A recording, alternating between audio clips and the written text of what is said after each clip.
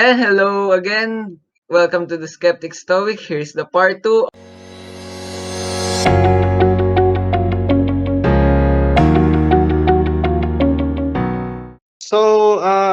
Besides from the problem of semantics preceding metaphysics, just like epistemology and ideas, let's put in ethics.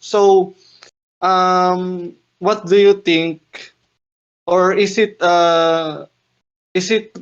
truly right to Mhm. base your morality on religious beliefs if some semantics, ideas, and epistemology conflicts or has a conflicts with metaphysics or the Mhm. religious texts? Okay.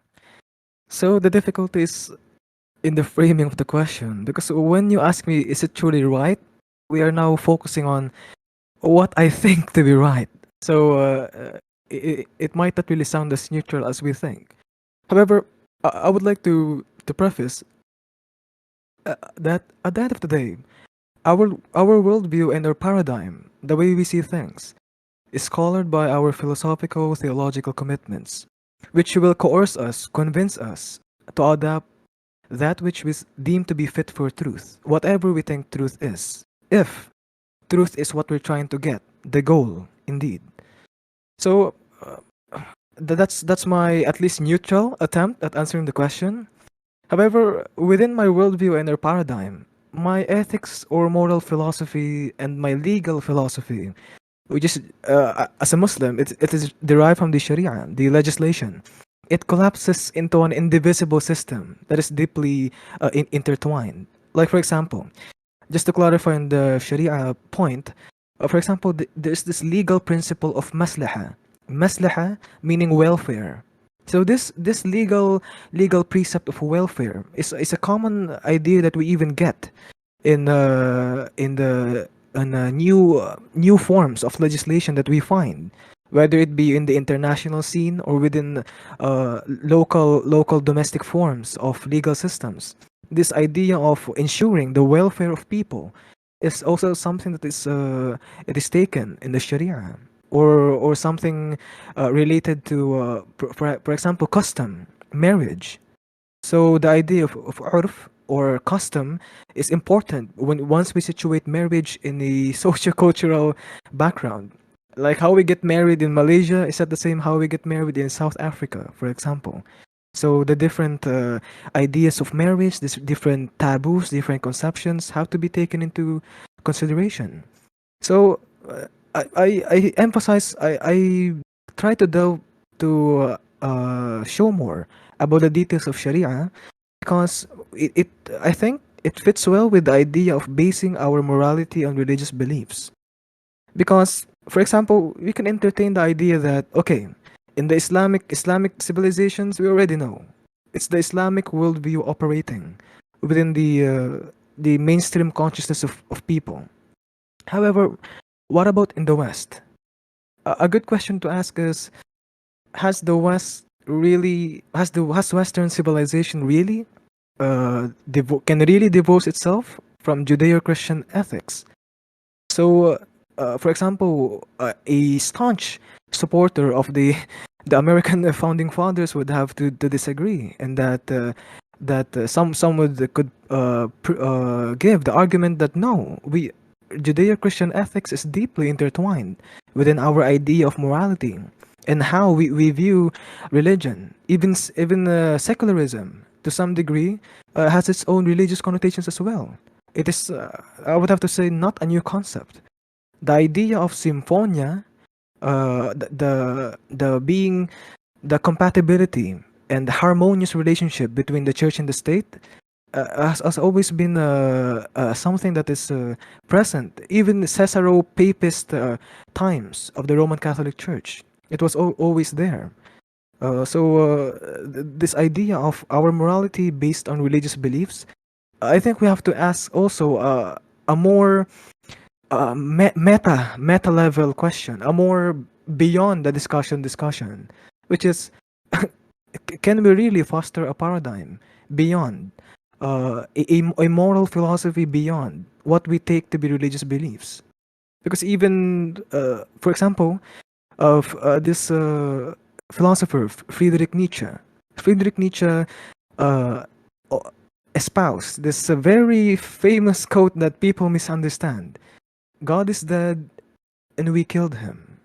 So in this work of his, he says this: God is dead, and we killed him. However, uh, uh, the deep implication of what he said is not that only we have, according to him, grown up beyond our belief in God, but we have also, at the end of the day, by denying the divine, we lose we lose the Judeo-Christian posit of ethics that Western civilization is grounded upon, and by denying the presence of God, we remain absent of any moral framework, moral system, moral construct that keeps the Western ideal, the Western scene, the Western hemisphere as operative as it is.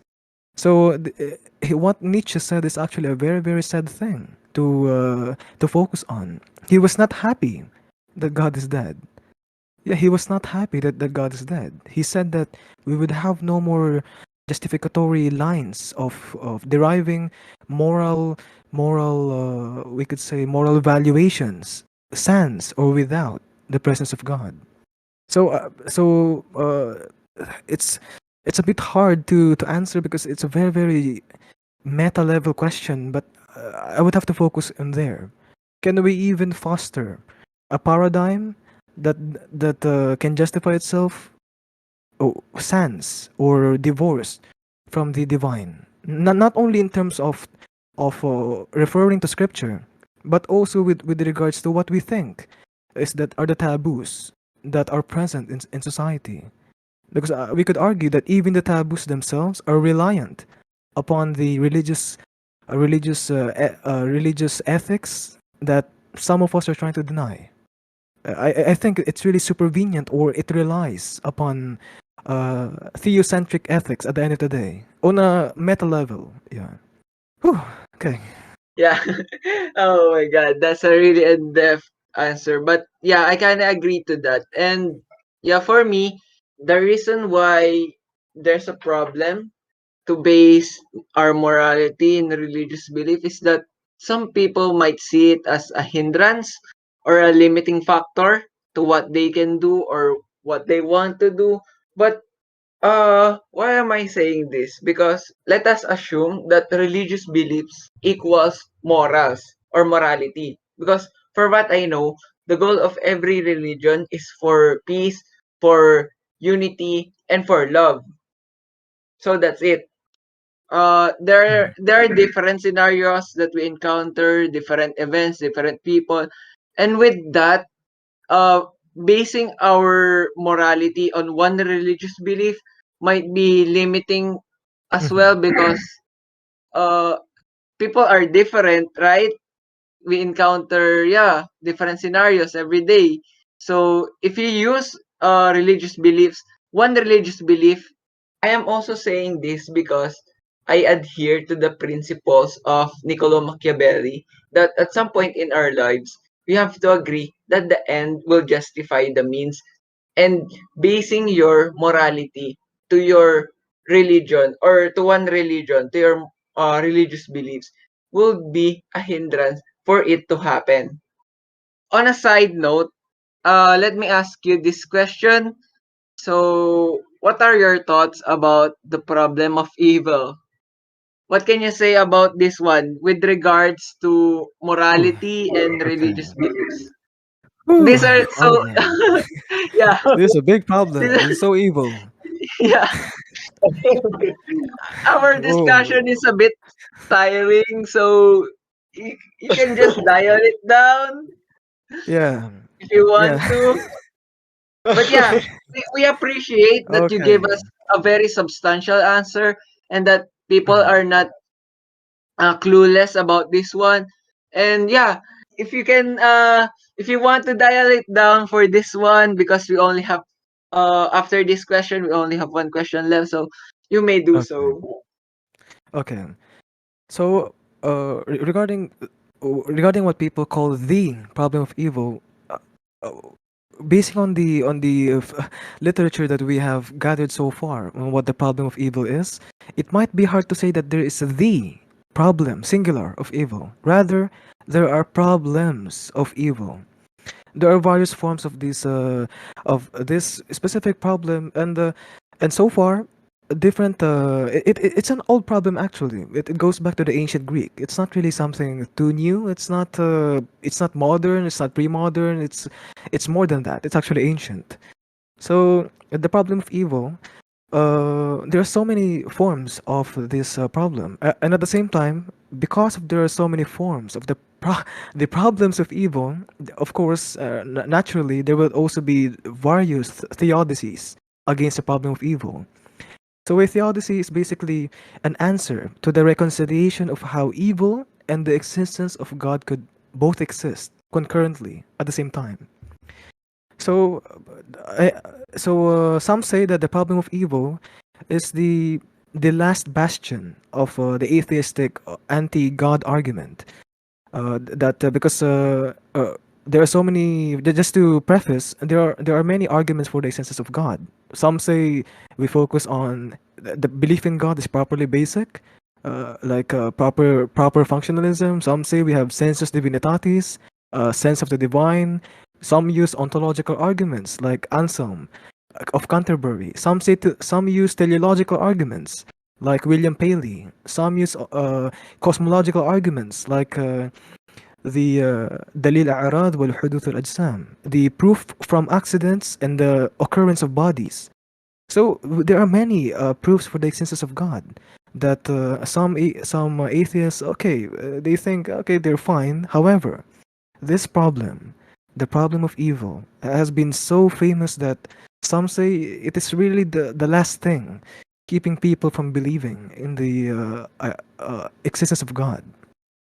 So to focus on some formulations of it, let's be general. We can get into each and every one. There are different versions. So the first one would have to be the logical problems of evil. So the logical problems of evil, they try to problematize the existence of evil by deriving logical contradictions or implausible logical entailments from what theists believe about God. So there are four supposedly contradictory statements within the logical problem of evil. The first one would have to be, okay, we have to define what God is, because before you say it's problematic, you have to define what it is. So we have to at least have a working understanding of what God is. So when we speak about what God is, we refer to cataphatic attributes. Cataphatic attributes are positive attributes of God. We say something about Him, about what He is, which is in contrast to apophatic attributes, which are negative attributes. They speak about what God is not. So when we speak about what God is, we say He is all powerful, or maybe He's all good. And when we say something about His apophatic attributes, we say what He is not. He is not in time, divine timelessness. He is not made of parts, divine simplicity. He is not changing, divine immutability. So these nuances in the formulation of the logical problems of evil is very helpful. So we focus on what He is. Okay, so these are the first three claims. God is omnipotent, i.e., He is all powerful. And usually theists they clarify. They clarify that usually this is like the most common understanding. God God has power over all logically possible worlds. Like for example, it is impossible for God to create a married bachelor, because a married bachelor is a contradiction. It cannot exist, or something that exists and not exist at the same time. You cannot create something like that. So the attribute of omnipotence only pertains to logically possible things. So that's God is omnipotent, number one. Number two, God is omniscient, all, i.e., all knowing. He knows all negative facts. No, not negative. Okay, that's included as well. I meant to say necessary facts, like 1 plus 1 is equals to 2. That something that is finite is limited. A squared plus b squared equals c squared. Pythagorean theorem. He knows he knows many things. This the spelling of my name, and such things. He also knows possible worlds. He knows what could possibly happen, and he also knows impossible things. What are impossible to occur?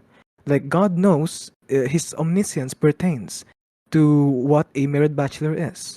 For example, he knows what it is. So that's what. Yeah. Yeah, yeah. God On is a side note, oh, I kinda okay. remember one famous argument about that. Like, Yeah, if your God is all knowing, if your God is all powerful, why does you let yeah. evil exist? Like the basic argument that Oh people yeah. said when it comes to Hmm. proving that evil Yeah. is caused by God, like that one. Yeah. Yes. Yes. Yes. You're correct. Yeah. And these two attributes, omnipotence and omniscience, it actually sits in well with the third attribute we're going to speak about, which is God is omnibenevolent. He is all good. Of course, this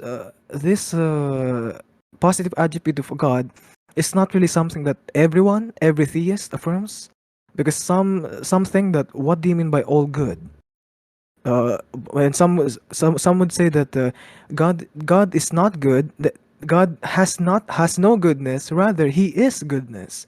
So this attribute of omnibenevolence is not really something everyone affirms. However, for now, let's include it within the supposedly contradictory statements. So that's three, and then the fourth one would be evil exists. Okay, so now we said God is omnipotent, omniscient, omnibenevolent, and then evil exists. Now, what's the problem? What's the problem in having these statements? What's contradictory about them? So, usually the logical problem of evil goes like this. If God is omnipotent, all powerful, he would be able to prevent all the evil and suffering in the world. That's the first one. Second would be if God is omniscient, he would know about all the evil and suffering in the world and would know how to eliminate or prevent it. That's the second. Third would be if God is omnibenevolent, he would want to prevent, he would want, emphasis on this, he would want to prevent all the evil and suffering in the world. So Yeah, so that's the yes, popular arguments about yeah. that. Yeah, so they say it's either you have to deny one, two, or all attributes. Because they say that you cannot be omnipotent, but you cannot be omnipotent and omniscient, but be omnibenevolent at the same time. Or they might say you cannot know everything, you cannot be all good, and then at the same time not stop evil if you're omnipotent. So it must be that you're weak. So they have these different entailments. At the end of the day, what they're trying to say is that evil exists. Evil is still there. Yeah. So okay, there's so many ways of answering this. The most common one would be, uh, for example, I take the move that I deny that God is omnibenevolent, all good. I do not say that He is evil. I'm not a dystheist.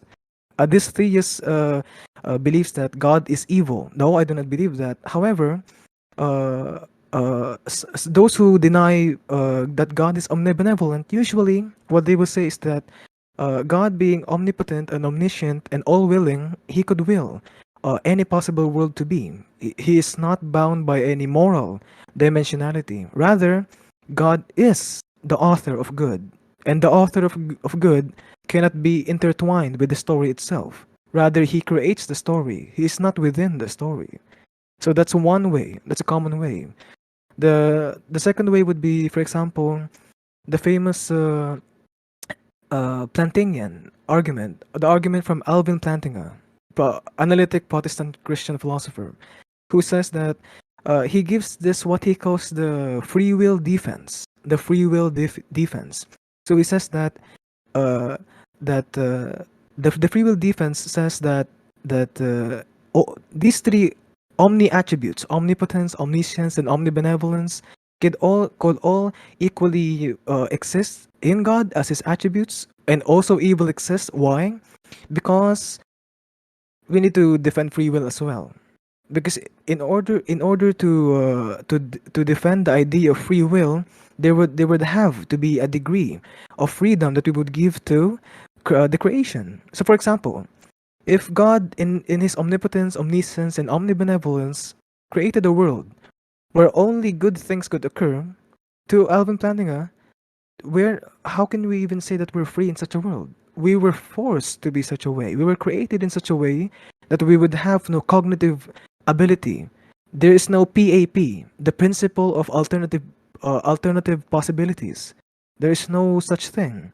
Like if we are put in a world where we are forced to be good, we were created in such a way that no evil would occur, then according to Alvin Plantinga, we deny the idea of free will because there would be no choice to steal, no choice to kill, no choice to do anything. We would be like the angels, according to the biblical narrative, that we are barred from going against the divine commands. So to Alvin Plantinga, in order to defend the free will, especially libertarian free will, we would have to we would have to accept that evil must exist. Yeah, evil must exist. So that's the uh, second common second most common response. The third would be it's a Leibnizian response in that uh, according to GWF Leibniz, we have in God being omnipotent, omniscient, and omnibenevolent has already chosen which possible world to is instantiate, which is the actual world, the world that we live in right now. So for Leibniz, it is metaphysically, emphasis on this, it is metaphysically impossible for God to create a better world while also at the same time keeping free will, while also at the same time keeping things minimizing the evil that could ever occur. So in order to minimize the most evil that God could, while at the same time keeping free will, authentic free will, evil, a degree, not absolute evil, but a degree of evil must exist within the realm of the possible world. So those are the top three most common responses. Uh, I'm just curious about what are your thoughts about this? Because you mentioned about some things cannot or must not exist because of the loss of logic. So, Okay. do you think or are you saying that God is subject to the loss of logic because of this? Well, it depends on what you think about logic. If it's because some would think that logic is an abstract object and it's in a platonic realm. So it's beyond. It's in a realm that not in space and time. It's a different dimension we could think. And then some say that God looks to that platonic realm and discovers, oh, okay, P implies Q, P therefore Q. Okay, modus ponens. That's a modus ponens syllogism. So God looks at the realm and references it. However, there are those such as myself who believe that logic is just the way that reality is. And if we go back again to modal logic, which is I would have to say the most common logic, even back to the medieval period, the idea of modal logic, in that we understand that some things are necessary, some things are only merely possible, and some things are possible. So logic only pertains to things of how things are. Yeah. And also, okay, you said that uh, whether or not I believe that God is subject to logic. I do not think that such a thing could occur. Why? Because for me, logic is merely the. Uh, I am a nominalist. Entailing that for me, abstract objects, possible worlds, universals, numbers, all of these things that we call abstract objects, are not really existent in the sense that the laptop exists, in the sense that this you exist, fate and night, both of you. Hopefully, you exist. So these things do not really exist in an extra mental way. They are just ways of abstracting from the nature of reality. So for me to say that God is subject to logic is like saying uh, God is subject to his nature, or I am subject to logic. I am subject to my nature. I am merely a possible, modally possible thing. I'm subject to my own nature, which of course, for me, is not a problematic thing to say because my nature is myself. I am myself. My finitude entails my limitation, which entails my imperfection. The opposite is the case for God. At least that's how I treat it, the idea of necessity. So I do not think that there is this thing that is above God. Rather, logic is just a way of abstracting the nature of reality. Yeah, one plus one cannot be five. Yeah. Yes. What about being bounded by it? So, what do you think? If is God bounded, if not subject to the laws Mhm. of logic? Uh, Maybe the term bounded is problematic for atheists such as myself because again it's just his nature. Rather, however, just to give more nuance, there are those, for example, the Roman Catholic scholastic theologian William of Ockham, who say that who say that God creates logic. He can instantiate logic. He can break the rules of logic. And some Eastern Orthodox theologians actually hold this view. So some of, not all, some of them they say that God is beyond logical categories. He is beyond one plus one equals two. So some think that it means that one plus one equals two could be equal to something else. But again, for me, being a nominalist, it's not really something. It's not something experimental. It's only in the mind. We think about it. It's a concept. So to say that a concept limits a being, I don't think. I don't think such is applicable to God. Yeah, So, yeah. thank you. Night. Yeah. Uh, yeah, before we end also, now that we exhaust Dane, I think it's time for him to ask us question if we have some. Do you have some questions for us, Dane? In terms of questions, oh man, because we tackled five different topics with Yeah. subtopics, each and every one of them. So, of course, there are some questions on the way, but perhaps I'll keep them to myself for now. Yeah, Yeah, yeah. there are a lot I would have to say. Oh, Yeah. yeah, and the time as well of the discussion. The podcast, Yes. it's not really too expressive when it comes to time. Yeah, yeah, we should Yeah. change So, time. Yeah. before we end this last one, just a brief explanation or answer to this question. So, for you, what is the best moral theory, or what moral theory do you apply to yourself right now? Okay. Okay, so welcome to the podcast. This is part three of this. Yeah, this is gonna be a long discussion. This is gonna be a long discussion. Okay. Yeah, just go ahead. Okay. So, we can whew, cut this. We can cut this into three parts. mhm. Like, we don't want to cliffhanger this Yeah. topic Okay. because it's kind of relevant. And sorry Okay. for wasting your time already. No, no, no. Actually, I enjoy this a lot. I don't get to talk about these topics every day. No. So Yeah. go ahead. Okay. So just to have a straightforward meta-ethics. So for our listeners, meta-ethics is again meta-level discussion about ethics. When we say meta-level discussion, let's compare it to normative level, normative ethics. When in normative ethics, we talk about how do we know if something is more moral? Is how do we know if, for example, stealing is a moral evil, or whether it's a moral good, or whether it's morally indifferent? That's it talks about how we know the process of knowing itself. However, in the realm of metaethics, we discuss what is moral goodness itself per se, what is moral evil per se, what is ethics per se. We are talking about what are the properties of what this thing that we call moral is. Is it even a property? Does it exist? Can we even talk about it in the first place? So, um, Personally, okay, this is my straightforward metaethics. I can expound on it later on. So, I'm an advocate of divine command theory. Divine command theory. There are so many versions of this theory. Others say that uh, uh, we know that something is moral based on divine commands, but divine commands just reflect the divine nature, which is all good. That's another move.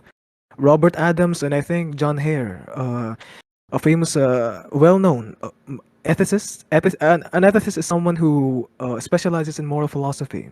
So they think that for them, that's one of the common views of DCT. Yeah. The divine command theory should be divine command theories, plural, just to clarify, which itself has various formulations. To clarify further, I believe in theological statism, i.e., it's a view wherein moral propositions. So, moral propositions are truth bearers. Moral propositions like, is stealing wrong? Or stealing is wrong. Sorry, it should be declarative. A proposition should be declarative. Declarative sentence. For those who took English class, grade 1. Declarative sentence. So, stealing is wrong. Killing is wrong. Punching this baby is wrong. So, those are moral propositions. They talk about what could be moral and what could be immoral and what could be amoral. Yeah. So moral propositions are in ethics. It's something that is a truth bearer, meaning it could be true, it could be false, or it could be neither. It's a truth bearer. Yeah. So so reiterating what theological statism is, it's the view that moral propositions are supervenient. They are reliant upon the states of God. By states, I'm not talking about nation state. I'm not talking about a land. I'm talking about his mode of being, how he is as his nature. And this theological statism is not a single view. It's actually a branch. It can branch out further. And my view further specifies into theological voluntarism, i.e., moral propositions are supervenient, reliant upon the volitions, the will of God. So, well-known theological voluntarists would be uh, John Duns Scotus, William of Ockham, the whole Ash'arite and Maturidite schools in Islamic theology. Who else? There are many more. Again, Robert Adams, John Hare, those theologians. They are theological voluntarists. Yeah. So, with regards to the infamous Euthyphro dilemma, which is a dilemma given within the Platonic dialogue, wherein Socrates asks Euthyphro, because Euthyphro in within the dialogue, he actually reports his father to the authorities for the crime that his father's committed, and then Socrates, hearing this claim to knowing justice, because Socrates is a very curious ancient Greek philosopher. So Socrates asks Euthyphro, just to paraphrase it, is something good? Is something good because God commands it, or is God good because he refers to something good external to himself? So I would be taking the horn of the dilemma. Funny, when you say dilemma, both options are not good. But I would be taking the horn of the dilemma, which states that moral truths are based on God's specifications. Now, somebody could hear this and say, "Wow, Dane is such an evil person." Yes, somebody could think that they might think, "Oh, divine command theory, that sucks. DCT sucks." However, let me expound further on how I derive this metaethics. So regarding metaethics, we can further discuss moral semantics. Moral semantics refers to the content of moral propositions. What moral propositions are? Moral semantics. This in metaethics. Not linguistics, okay? Not philosophy of language. Moral semantics. So with regard to moral semantics, I am a moral cognitivist. A moral cognitivist thinks that moral propositions are truth apt. They can be true or false. So when I say uh, stealing is wrong, it could or stealing is a moral evil. It can be either true or false. This is contradistinction to the moral non-cognitivists who say that moral propositions are not truth apt. They cannot be true or false. Yeah. So they do not express truth apt statements. I don't agree with that. I'm a moral cognitivist. And I also believe that moral propositions have meaningful content. They refer to something meaningful. They're not like uh, green eating Nova cake. No, that's not a moral proposition. It has to be a declarative sentence, and it has to talk about moral properties of moral situations, like stealing is wrong. Now that's a moral proposition, a proper moral proposition. So another discussion about metaethics concerns moral ontology. So ontology, to those who are not unfamiliar, just refers ontos, meaning being, what it means to be, and logia, a verbal noun which means to study. Yeah. Sorry, not verbal noun. I think it's a transitive verb. Yeah. To study. So to study being, ontos logia, ontology. So in the realm of moral ontology, it refers to what is goodness itself? What is a moral property? Does it even exist? Does it even make sense? What is it? Where can we find it? So, uh, regarding moral ontology, I am a moral anti-realist, i.e., moral propositions do not express objective and mind-independent features of the world. So, this might sound confusing. So, what is an example of moral of its contradistinction? Moral realist.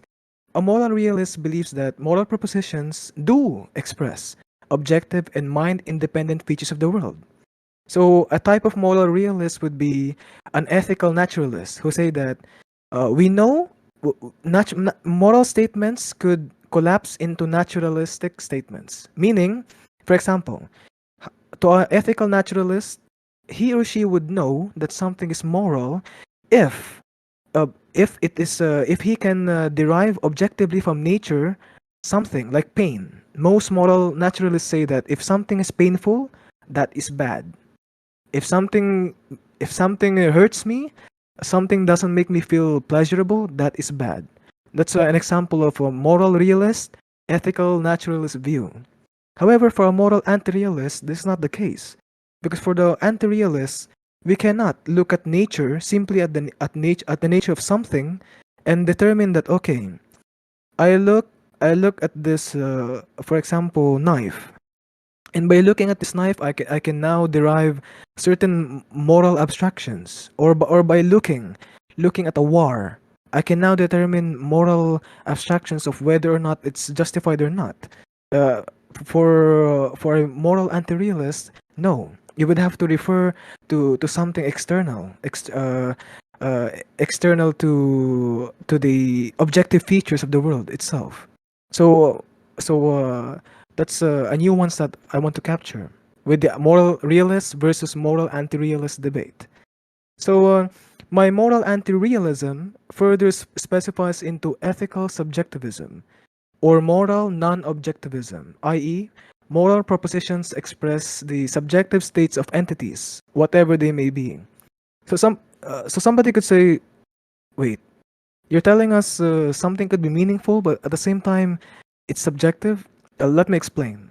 So the term ethical subjectivism is not really helpful. That's why some moral philosophers, ethicists say we should just use moral non-objectivism. Yeah. So it doesn't mean that what I think to be moral, that's it. Although somebody could think that ethical subjectivism is not one view. It is a branch of views.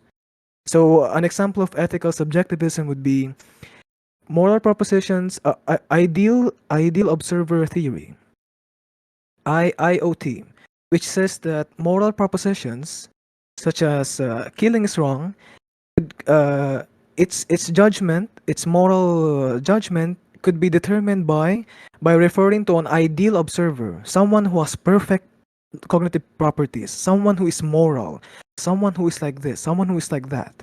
So someone who is able to think clearly in that situation, we should try to base on what that person would think, the ideal observer, to determine moral propositions.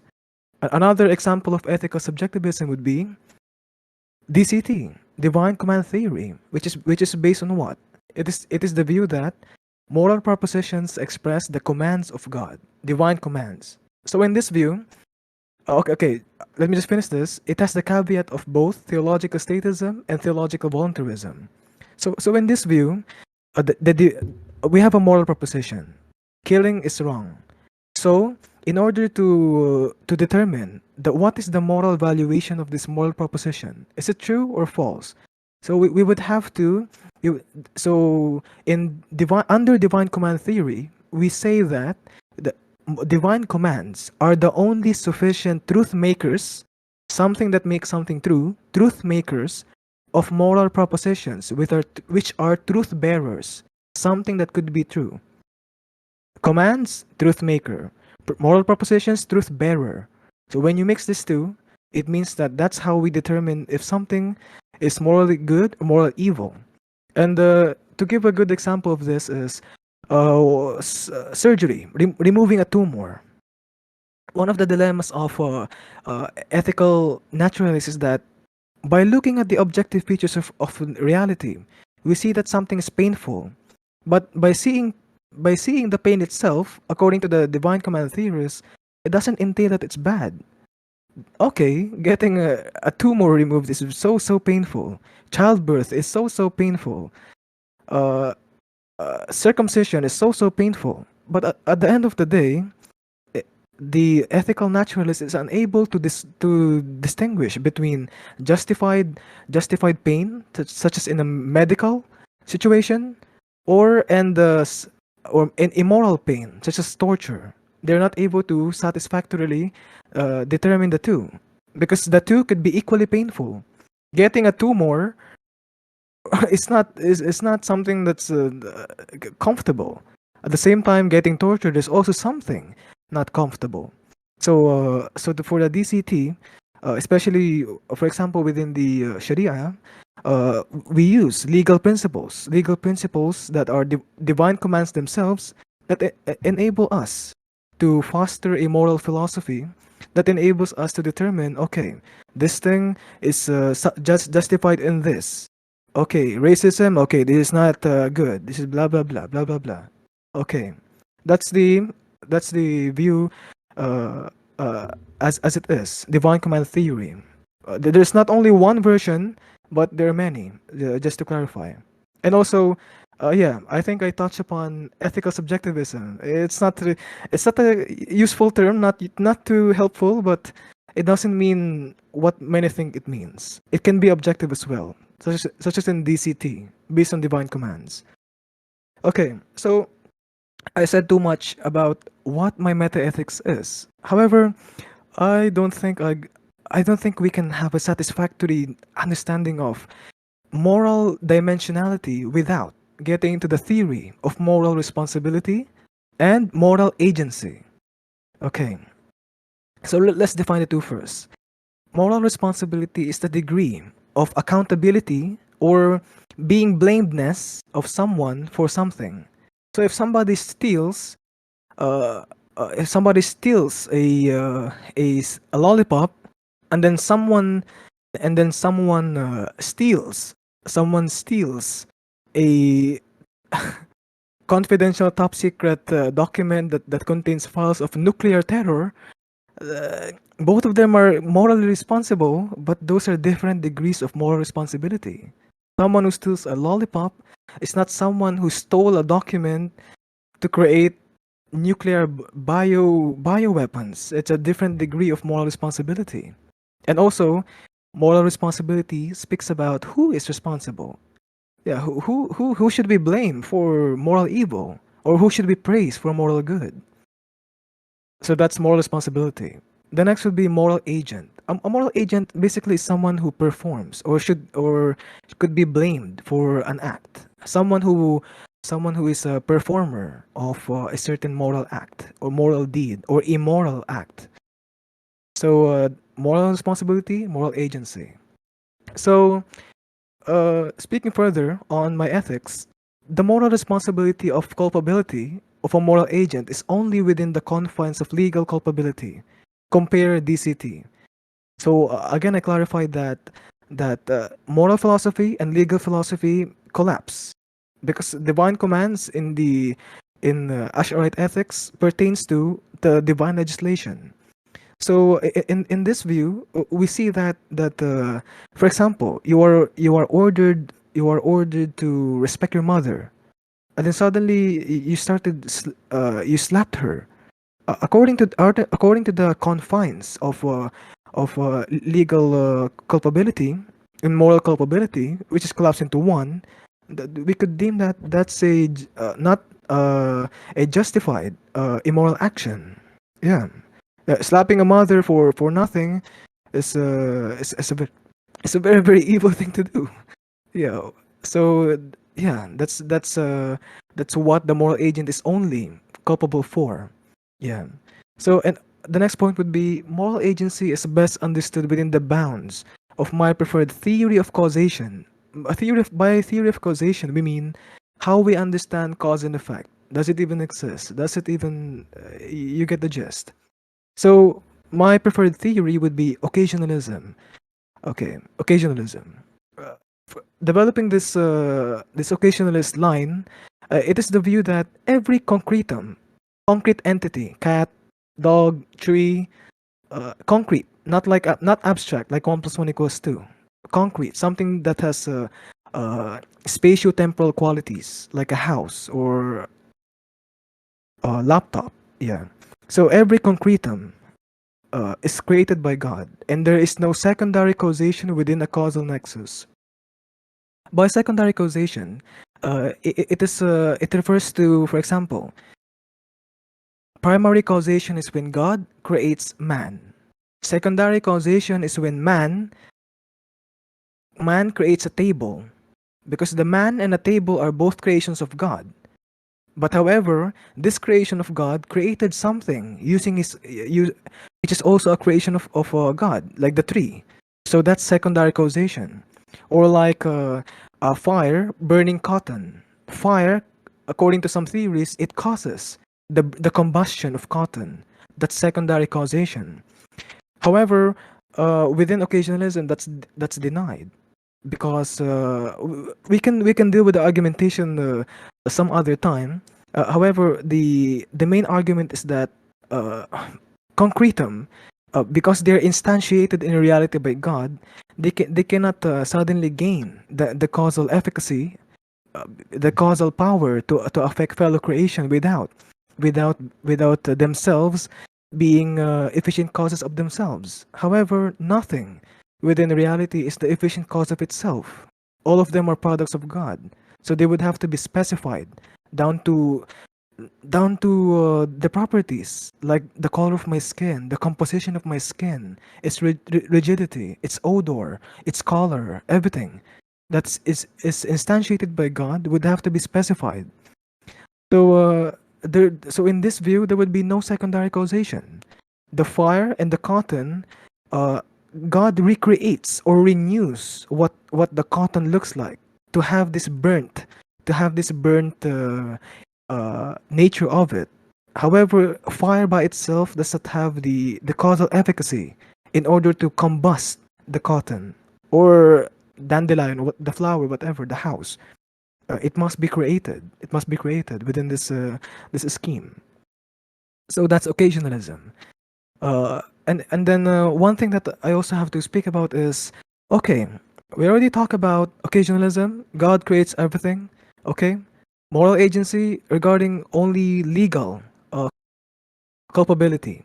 Okay, what is immoral based on the framework of the legislation. Create the action of slapping my mom. Rather, it's God who creates it. How am I culpable for it? How am I accountable for it? It's God who created it. Something. My metaethics. Moral agents only acquire to choose. Sorry, of taking a glass of water, swimming, or recording a podcast episode. So the will of the moral agent. Even though the moral agent is not the one who creates the action, because according to occasion, it's metaphysically impossible. They could still remain morally culpable because they were the ones who willed the action to. By me choosing to record this podcast, it was my will. It was my genuine intention to be on this podcast right now. However, my intention was created. My intention was made to be. The state of affairs of being on the podcast was metaphysically created by God. However, the willing, the choice to be on the podcast with you rather than another podcast, it was entirely from me. Although the faculty of choosing is also created. Yeah. For example, a rock was not created with the ability to discern voluntary actions. A rock was not created with consciousness. That's why the faculty of volition, ikhtiyar, is not created on the in the rock or the tree, rather. Yeah. And then lastly, moral agents are not accountable for the creation of their actions. Again, this is metaphysically impossible. Impossible for them to do so. It is, yeah, it is rationally impossible for them to do so. So, uh, it's so complex as with all ethical topics. But however, I hope that the occasionalism, DCT, moral anti-realism, I hope I was able to communicate properly. Hopefully, I think. Night. Because for me, if I'm going to answer this question, for me, I don't have a biased moral theory. Like uh I don't assess myself as one of as being a utilitarian or being someone other than that. But because in my own perspective, I see to it that this moral theory has their own positives and negatives, and yeah. So for me, I kind of use the best of the moral theories in every situation possible. Like if in this situation the concept of utilitarianism is applicable, then I'll use that. If in this situation another moral theory, then I'll use that. So for me, I'm still finding the right moral theory that is applicable for myself. But right now, that's what I do. The best of the both worlds and all this moral theory, that's what I use. Oh, it's our honor. Uh, I guess that's all for tonight. Thank you for joining us. We learn a lot of things from you, and we hope next time that you can join us again. So that's it. Subscribe our YouTube channel at Skeptic Stoic. And how about you, how about you, Dane? Will you plug something or promote something? Well, so far I don't really have anything to promote. However, what I do want to leave our listeners with is that this podcast has been so excellent. I was given the chance to speak so much, to speak so much about my ideas. No matter if people accept them or not, at least I was given a platform to express my views. So Yes, I do hope that it's our we get more chances, opportunities of speaking to one another. Podcasting is very yes, convenient, I think. Yeah, in discussions like this. Yeah, yes. thank you. Thank you. And I guess that's all. Have a good life and stay Yes. curious.